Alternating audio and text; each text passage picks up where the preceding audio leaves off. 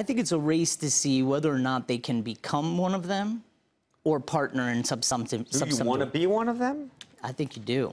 I think you're seeing, I think more and more people are going to use these services. This idea that, you know, I'm going to own a car that's going to sit idle 90% of the time, I think that's an antiquated notion. And how much of this is a bet on autonomous vehicles and this idea that actually there won't even be a driver who's going to be picking everybody up? I think autonomy is coming, certainly. I mean, if you've seen the Tesla, you know, self-driving car, and you can see them in San Francisco and people texting as they drive, as the car drives itself. Do you see a lot of people doing that in San Francisco? You do? Yes, you do. And how scary is that for you? It's certainly scary when you're driving in a car near it. Of course, they'll tell you that it's safer than the person to the right of you who's driving their own car. But I think before you have autonomy, I think you're still going to have this notion of car sharing, ride sharing, and I think you're going to see people like Google and Uber continue to take market share. How do you view Apple's investment in Didi? I think it's a really smart move. Does that mean that Apple has a car coming? Yes, they definitely will have a car coming. So they're going to be a car manufacturer when this is all said and done. I don't know if they may manufacture their own car or they'll find a hardware supplier, but I'm certain that they look at the smartphone market, and I'm sure they're looking at the car market in the same way, and they say we can build a better hardware product, deliver it to consumers.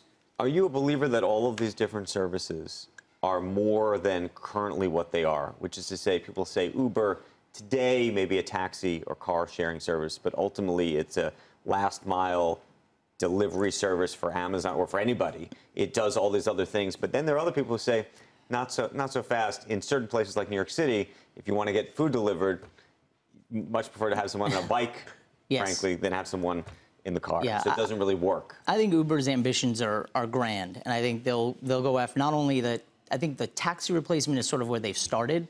I think they really are thinking about a car replacement, maybe even a delivery replacement.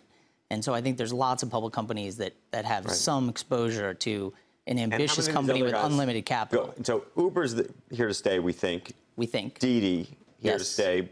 They'll own China. Yep. Uber. And where's Lyft in all this? Where do they end? And what about Get, which, by the way, is subsidizing rides like crazy? Yeah. I think Lyft and Get, I don't think it's a winner-take-all market in any of these places. I think you'll see different segments, and I think you'll see new competitors. So I think there's a chance that you'll have somebody like Google or somebody like Amazon launch similar services. And you can then decimate Uber?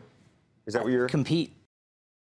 Hey, CNBC fans, thanks for checking out our YouTube channel. Here you're going to find videos packed with all of the information that you need to be smarter about your finances. You can subscribe by clicking right here and click on all the videos around me or the eye right here to watch the latest from CNBC. Thanks for watching.